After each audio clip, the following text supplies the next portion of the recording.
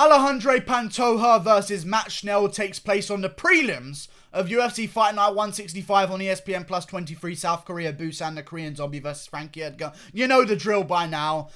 Matt Schnell versus Alexandre Pantoja. Very interesting matchup at flyweight. These guys are both ranked in the top 10 of the division. I'm looking forward to this one. This is a big fight. The next one of these guys could be, if whoever wins this could be then one fight away from a title shot. So who knows what's going to happen. I think Matt Schnell's going to get the job done. He's the bigger guy at flyweight.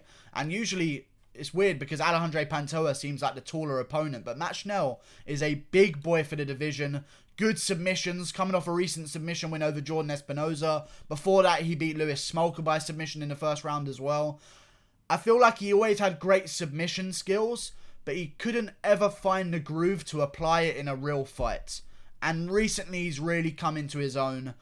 And I think we're seeing a new version of Matt Schnell, 29 years old, coming into his prime, much like Alexandre Pantoja. But Pantoja, man, coming off a damaging loss to Deiveson Figueiredo, I'm going to go with Matt Schnell here. I really am going to go with Matt Schnell. I think he's going to get the job done by submission in the first round.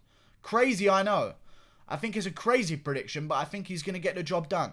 He's been KO'd before, Matt Schnell, but it happened at bantamweight by Rob Font and guys like this. So I'm not even really taking into consideration his bantamweight career, because at flyweight, he's just a different level of monster. I mean, he loses at bantamweight, comes down into flyweight, and goes on a 4-fight win streak. He's very good. He's very good indeed. And Alexandre Pantoja is very good as well. Some good wins. Wilson Hayes as well. He had a big TKO win over him in the first round. But I don't think it was the same Wilson Hayes that we're used to seeing. I'll be honest with you guys. Maybe on the way out of his career. 34 at flyweight. Listen. 34 at middleweight would not be an issue. At heavyweight, you're in your prime at 34 years of age. 34 at flyweight, where, like, listen, with age, you lose things. And at other divisions, you can get away with losing them. Like, you keep your power. And that's what you need at heavyweight. And as you go further up the rankings, your power's what you need. Your experience is what you need. But at flyweight and bantamweight, the age range of dropping off out of your career is way closer to 30, because you need your speed, you need your accuracy, you need your explosiveness, your timing, you know, your fitness, because everyone's moving so fucking fast. Everyone's on fucking fast forward non-stop. So those youthful attributes are actually very important to have. And Wilson Hayes, I've sensed a fade in him, and I don't really credit Alexandre Pantoja with the same credit that I would give Demetrius Johnson when he beat him. And then Henry Cejudo TKO'd him in the second round.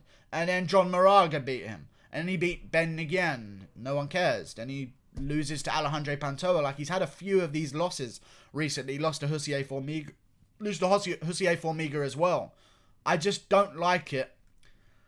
I don't credit a huge amount of congratulations to the win that Alexandre Pantoja got over Wilson Hayes. I feel like he wasn't in the prime of his career.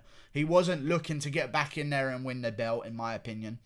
And I think Alexandre Pantoja is going to lose against Matt Schnell. Matt Schnell's a bigger guy. Great ground game. I think he's going to be a little bit too big on the ground for Alexandre Pantoja, and that's where size really seems to make a difference. I mean, on the feet, Khabib and McGregor. Khabib's obviously a huge guy and a much bigger guy than McGregor. Like, Khabib could never make featherweight.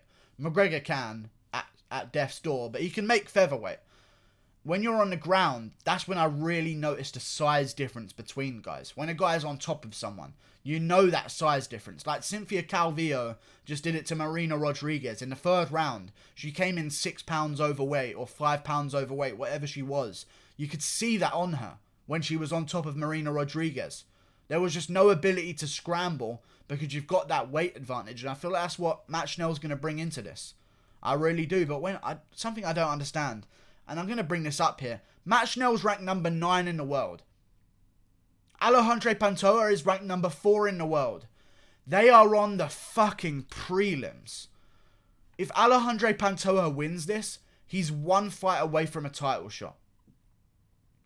And that's a fact. If he wins this fight, he's probably 1 or 2 fights away from a title shot. Same thing for Matt Schnell as well. He's going to jump right up the rankings. These are the 2 top 10 guys at flyweight world fucking wide.